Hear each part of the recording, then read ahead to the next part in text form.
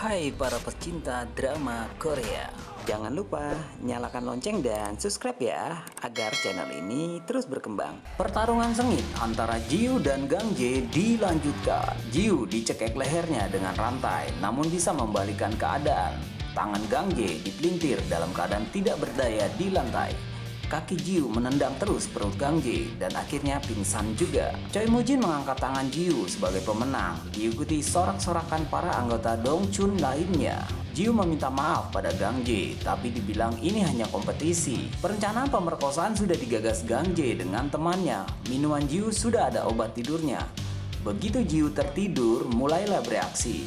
Kesempatan yang jarang sekali. Tanpa sadar, getaran membuat abu ayah Jiu terjatuh dan pecah. Amarah Jiu membara. Diambilnya pecahan tersebut untuk membunuh Gang Jae dan temannya. Ditancapnya ke barang pusaka hingga berdarah dan kesakitan. Lalu Jiu kabur keluar, dikejar Gang Jae dengan palu. Saat akan dibunuh, datang Jong Tae-ju menghentikannya. Lalu dibawa menghadap Choi Moo-jin, dicekek lehernya Gang Jae, disuruh memilih wajah, lengan atau kaki.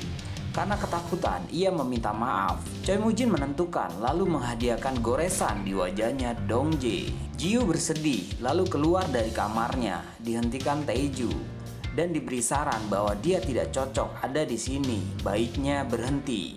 Saat kondisi hujan, supir mengantar Jiu untuk ke tempat makan menemui Choi Moo-jin. Dikasih amplop besar yang isinya perubahan akte nama. Lah, kaget dong Jiu. Oh Ye-jin nama barunya. Sama pistol kepolisian juga dikasih sebagai tanda dia sudah menjadi anggota polisi.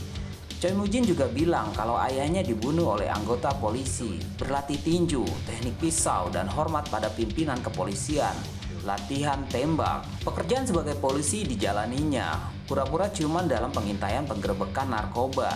Masuk ruangan diskotik, langsung hajar semua orang, dan berhasil menangkap target tanpa pedulikan Jun Pil-do yang lebih dulu mengintai selama 6 bulan.